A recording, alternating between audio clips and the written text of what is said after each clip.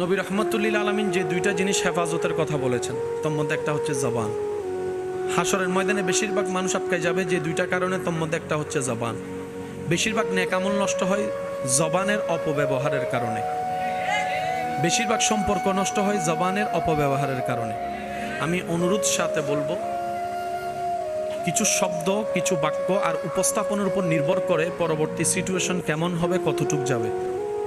আমরা যদি কথা বলার সময় একটু মেপে মেপে কথা বলি, স্থির হয়ে কথা বলি, আমাদের অনেক কঠিন পরিবেশও সহজ হয়ে যাবে। শুধু একটু খেয়াল করবেন, শব্দের উচ্চারণ, শব্দের বলার এই ধরনটার সাথেই অনেক কিছু নির্ভর করে। আমরা যদি ধরনটা যদি একটু নর্মাল রাখতে পারি, শব্দগুলাকে যদি একটু হাসি মুখে বলতে পারি, তাহলে ধৈর্যকেও সাথে নিলাম, সহ্যকেও করলাম, আবার সুন্দর কথা বলার কারণে আল্লাহ থেকে উপহারও পেয়ে গেলাম। সুবহান। আমাদের নবী রহমতুল্লিল আলমিন হাজার কটু কথার বিপক্ষে মুস্কি হেসে সুন্দর কথা উপহার দিতেন। দুশমনও এক সময় সে নবীর প্রশংসা করতে বাধ্য হয়ে আলামিন উপাধি দিয়েছেন। সুবহান। আর একটু মহাব্বতের আওয়াজে